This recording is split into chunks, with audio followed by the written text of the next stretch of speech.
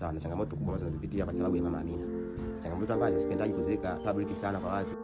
Okay, mwana familia wa Basic Super TV nimewaletea story ya kusikitisha lakini pia story ya kuchekesha kuhusiana na Pacheco Midundo na Mama Amina.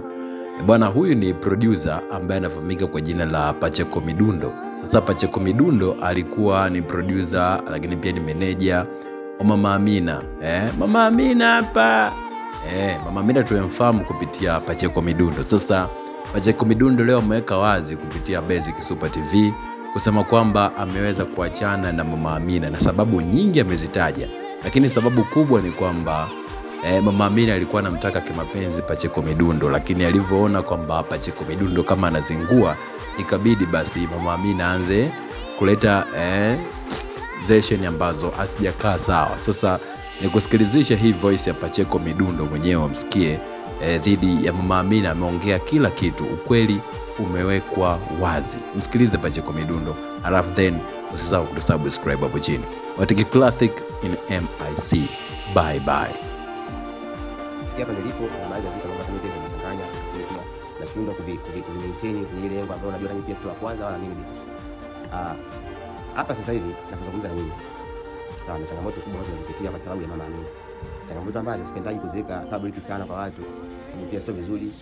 Maana nilikubali kumsaidia Mama Amina na kumsupport, sio kwa shindikizo la mtu yeyote ambaye labda alinishauri au kuniforce kuwa na Mama Amina. No. Mama Amina ni binti ambaye ana changamoto ambazo nafikiri hata yeye anazifahamu. Lakini pia mimi nilikuwa na Mama Amina kwa sababu niliona naweza kumsaidia na napenda kumsaidia au kumsupport kwa kile ambacho naweza kumsupport.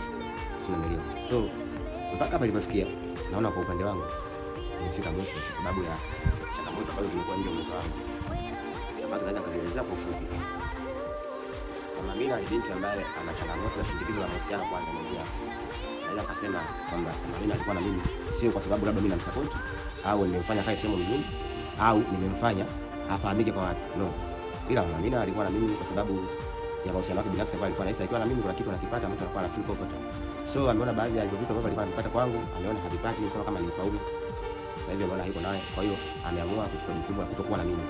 Kwa sababu labda kuna baadhi ya vitu ambavyo tangu nilipata, sasa hivi mimi siwezi kumsaidia wala kumpatia wala kumsupport.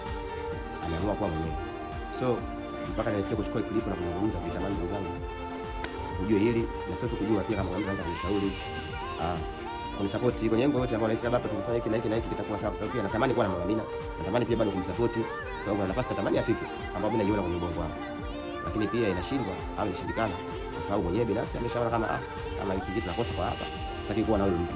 Kwa hiyo yeye mwenyewe ameamua kutokuwa na mimi. Kwa hiyo nimekuja kujuza kwamba Mama Amina hayuko na mimi Pacheco Midundo. Kwa mtu yote ambaye atamuona popote, atakapata popote, watu wakati kujua kama kuanzia sasa Mama Amina yuko na familia zake, kwa maamuzi yake binafsi na familia yake. Asante sana.